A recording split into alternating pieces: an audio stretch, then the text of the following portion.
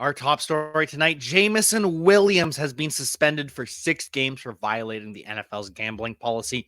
Williams was gambling inside a Detroit Lions facility. We don't know if that was the team practice facility, the locker room, the stadium, the team flight, the team hotel, whatever it is. Jameson Williams will miss 6 games this season. And it's not just him. Lost a couple other teammates. Stanley Berryhill, wide receiver, 6-game suspension. Quintez Cephas, wide receiver for the Lions, a year suspension, and he has been cut since he has been suspended. And CJ Moore, safety, special teamer, he has also been cut after receiving a 1-year suspension. And it's not just that, the Lions have front office people who have been suspended as well. So we're going to be talking about that. We're going to be talking about the NFL draft and the unfair slide of CJ Stroud and more on Player Profiler Today.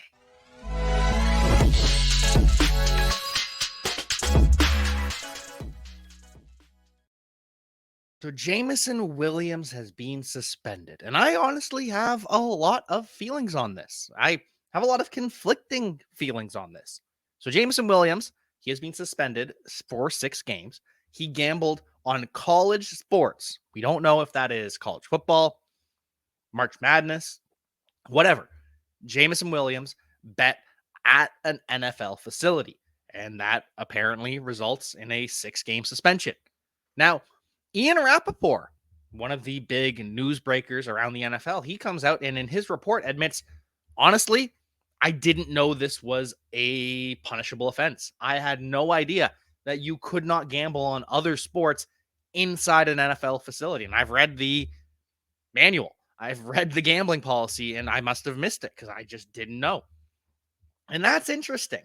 If one of the people whose job it is to know these things doesn't know, are we certain that all players know this? Are we certain that this is something that was done in disregard of the rules? I'm starting to think no. I'm starting to think that this was ignorance, unfortunately. And now, you still get punished for ignorance, but if 2 players on the Lions get suspended for this, Ian Rappaport, the NFL's top reporter, admits, I didn't know this. I would probably get suspended if that were something that I weren't allowed to do. So it's just interesting. And what makes it even more interesting is that the NFL says, well, you can't gamble in our facilities as FanDuel and DraftKings and all these other sports books are just plastered all over the arena, all over the facility. So you're going to be hitting people with advertisements to say, go gamble, go gamble, go gamble.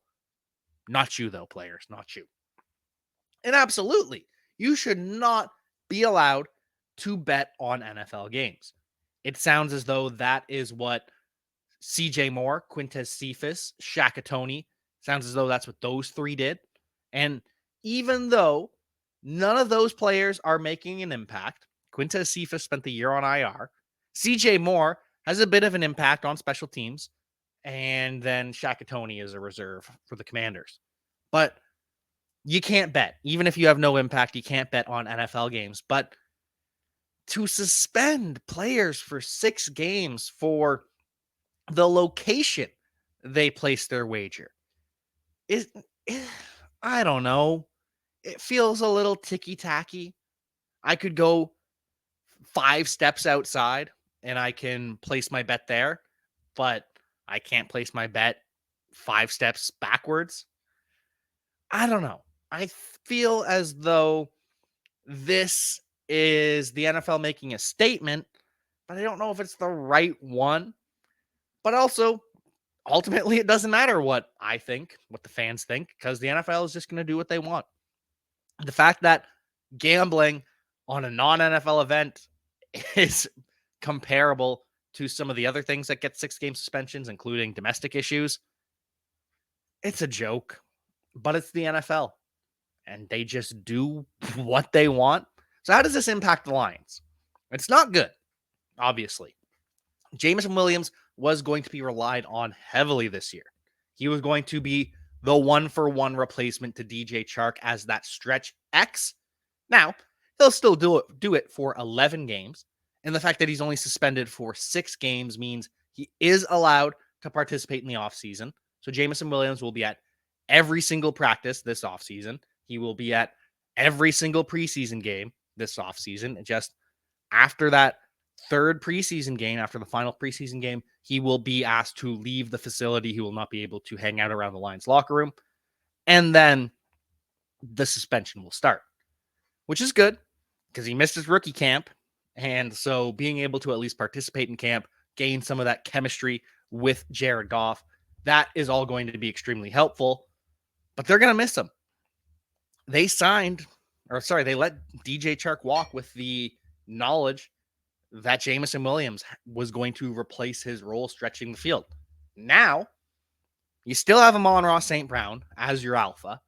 And Amon-Ra St. Brown, over those 6 weeks without Jameson Williams, he could be the wide receiver 1 overall. He's already got that potential even with Jameson Williams, but he's going to be force-fed targets over and over again. But you now have Josh Reynolds, who can stretch the field a bit. That's not a specialty. He's kind of a mid-intermediate wide receiver. Khalif Raymond, he can stretch the field, but he is a lot smaller than Jameson Williams is. And then Marvin Jones, post him up on the outside. He doesn't have the speed he once had, but he'll be a solid possession receiver for the Detroit Lions. But this really, really hurts the ability to take the top off the defense. Khalif Raymond is the guy in that role now, and that's not a name for fantasy football. That is a name for real life on the field, how they are going to make this work. So it hurts the Lions a lot. And the Lions aren't standing for this either.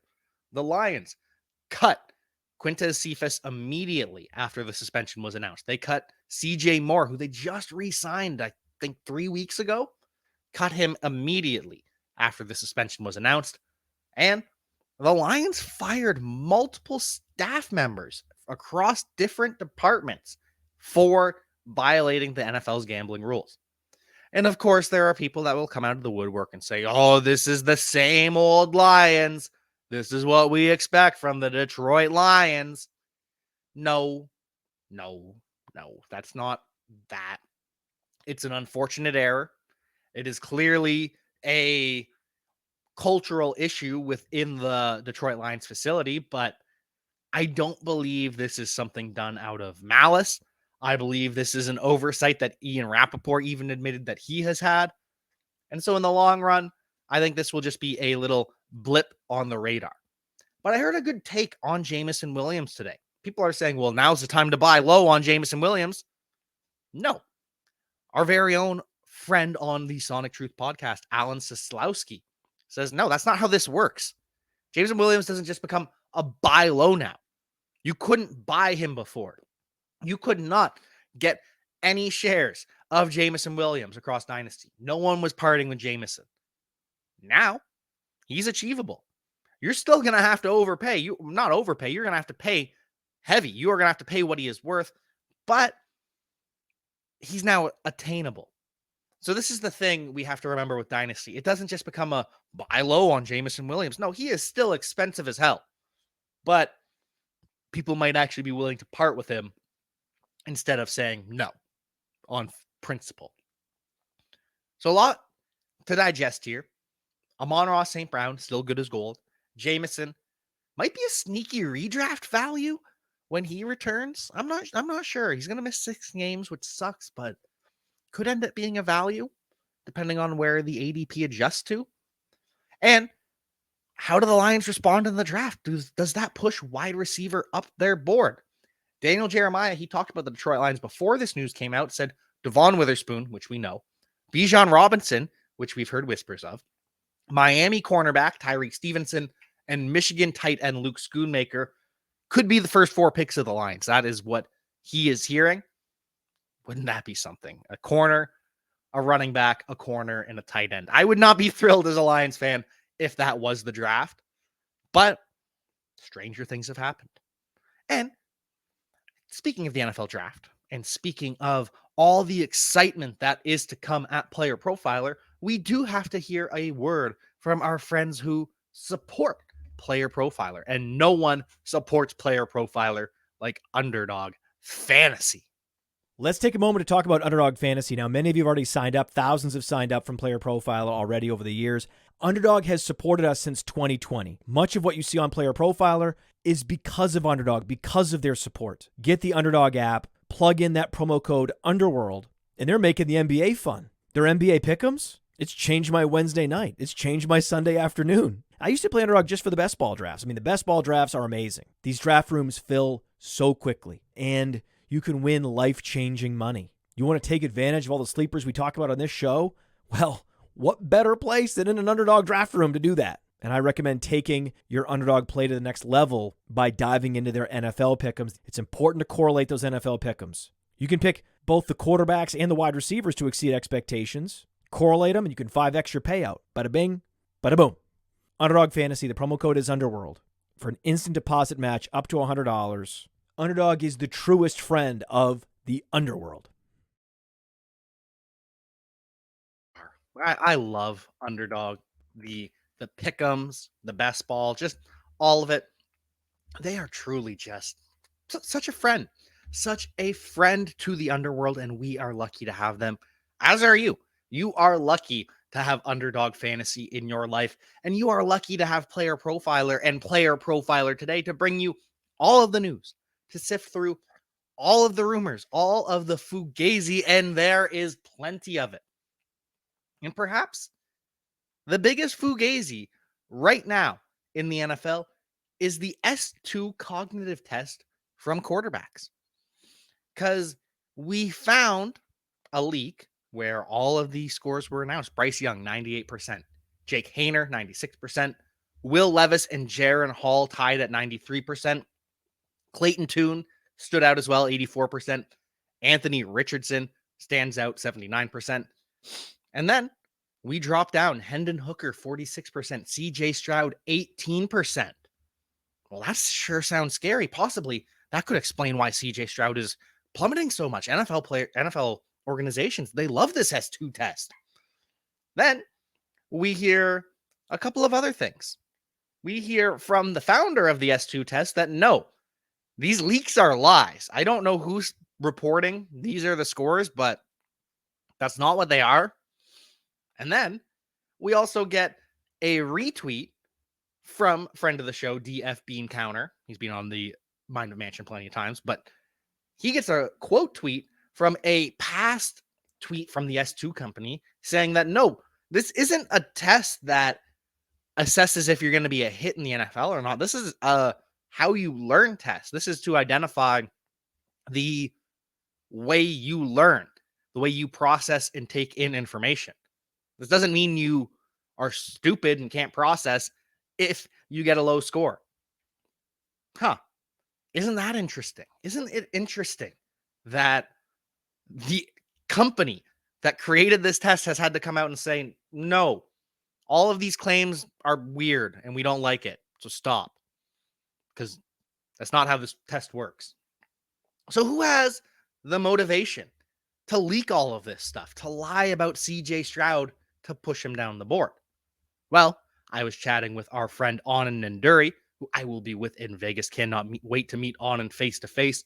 But chatting with Anand, and he thinks that there are several teams that have the motivation to lie about CJ Stroud to try and get him to plummet down draft boards. Now, of course, the Titans.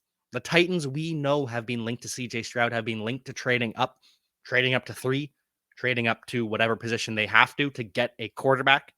I think that would be a terrible decision based on where the Titans are as a franchise, but it could happen.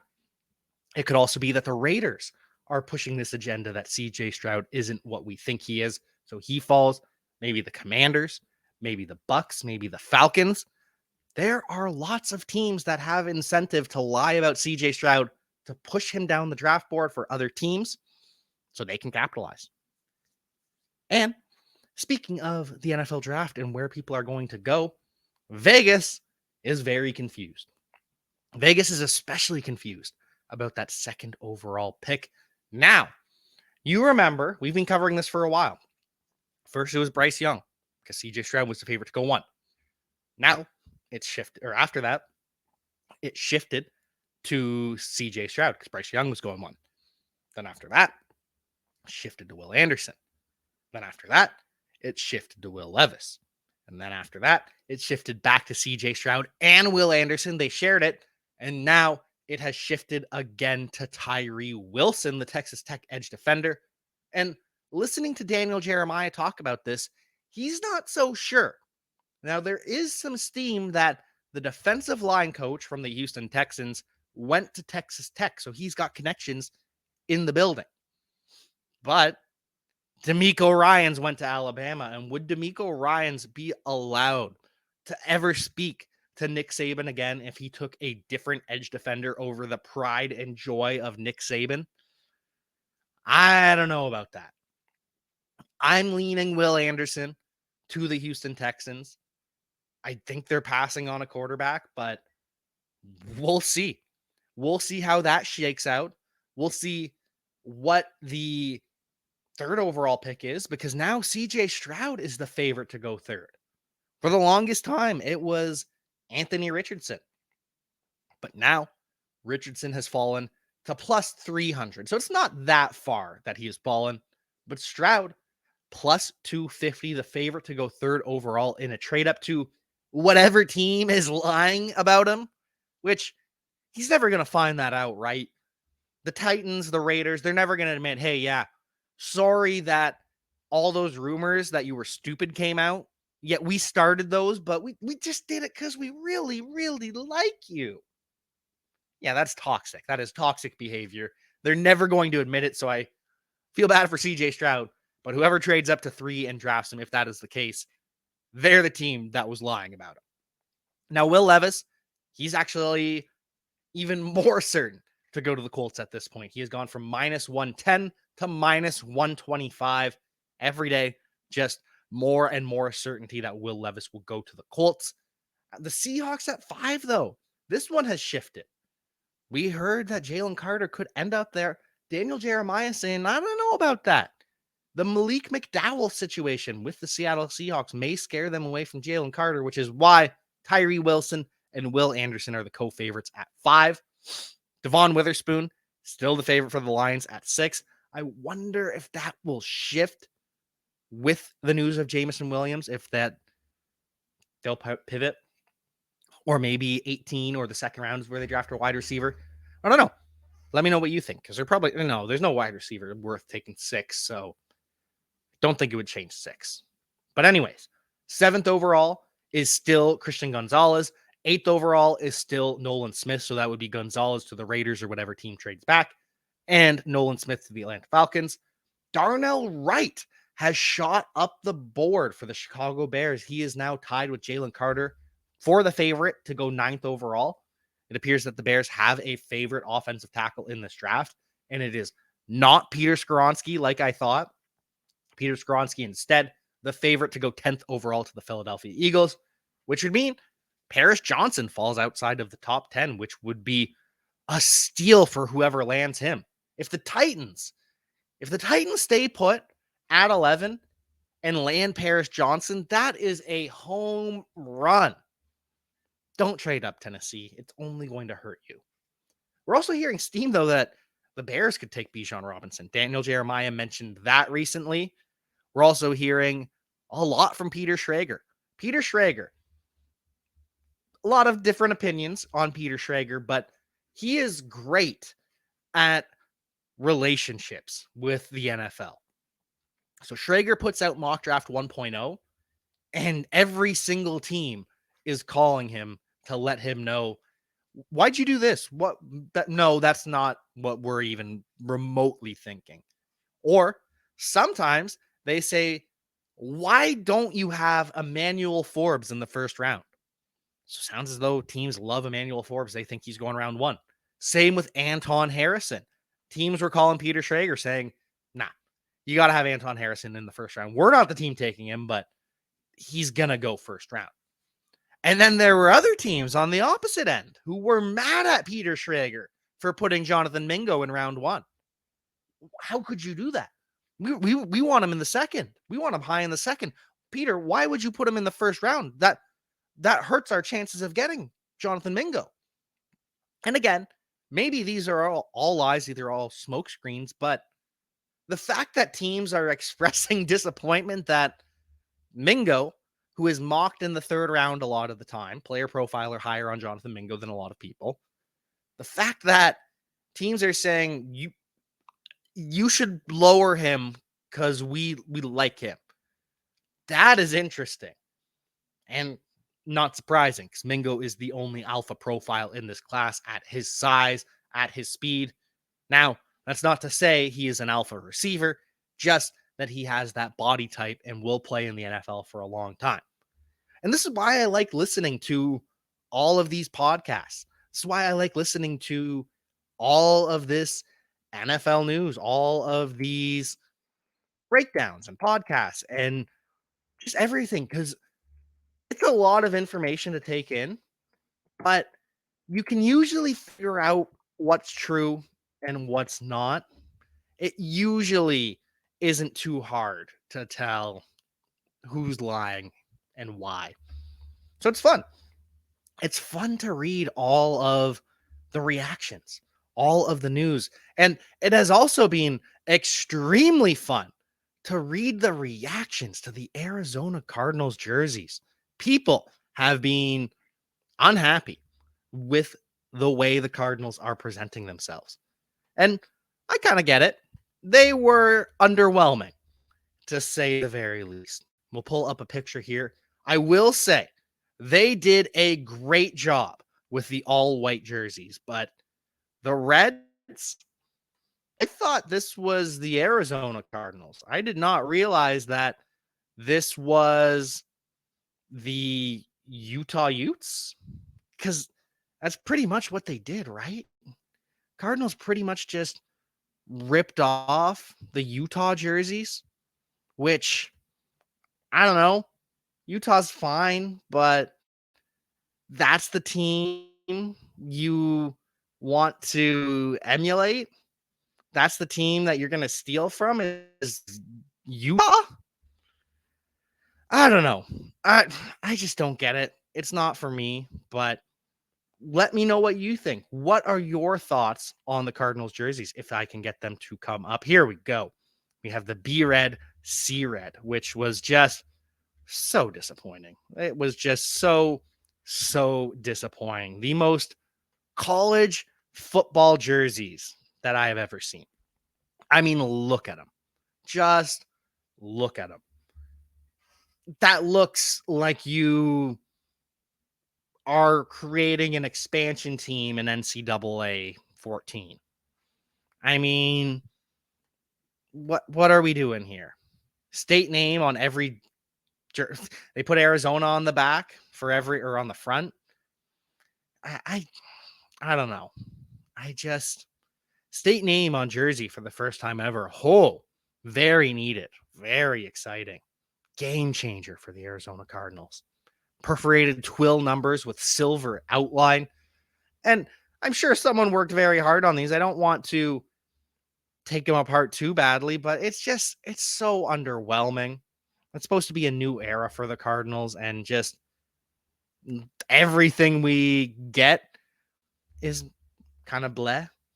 The dry ice, though, I will say these jerseys do look pretty good. The all whites for the Arizona Cardinals, I am a fan. Kind of, it's very reminiscent of their old jerseys from a long time ago, even before Kurt Warner showed up. So I can get behind these. And then the all black jerseys, they just look exactly like the old all black jerseys. So I'm not a fan. It's not that I dislike the black jerseys of the Arizona Cardinals, but this isn't a redesign. This is just the exact, I guess the shoulder here is different, right? That's the big difference here is this shoulder pad where they changed it. I don't know. I feel as though if you're going to announce a jersey change, you're going to completely swap things around. I feel as though you need to do more with, I just feel like that you need to do more. The Arizona Cardinals needed to do more. That's the best way to put it. The red jerseys were underwhelming and disappointing. The black jerseys were exactly the same. And you get a check mark for the white jerseys, but Cardinals, come on. This is why you leak stuff on Twitter. This is the advantage of having Twitter to leak things on. Because you can leak the first draft of the uniforms and see how fans respond, get all of that criticism out of the way. And if they like them, oh, yeah, those are our actual jerseys. And I know, yeah, that would suck. But you can leak a bunch of different copies and have fans see which ones they actually like, which ones they don't. As long as they don't roast the ones you're planning on, you're fine. I don't know. I just feel as though this is so Cardinals, so underwhelming, so mid, so Cardinals. And speaking of underwhelming, the Ravens have announced a move at quarterback. Tyler Huntley, the Pro Bowler, has re-signed with the team. He will be back with the Baltimore Ravens in 2023, hopefully to back up Lamar Jackson. Because if Tyler Huntley is the starter, and this is something that I thought at one point was going to happen, I thought Tyler Huntley was going to be the week 1 starter for the Baltimore Ravens. Now I think Lamar's back, and Tyler Huntley is a perfect backup, but oh boy, that would have gotten ugly real quick. And finally, our final piece of news is kicker news. Yes, what you all tune in to Roto Underworld to Player Profiler for. You know it is all about the kickers. That's why we don't have them on our website, is because kickers. But Tyler Bass, Big Balls Bass, has signed a 4-year extension up to $21 million, which means he can be making, I should have done the math, over $5 million a year, up to $12 million guaranteed. Being a kicker in the NFL, it ain't bad. There's a lot of pressure, but up to $21 million for 4 years. Hey, congrats to Tyler Bass. Hopefully, the Bills can get you a Super Bowl.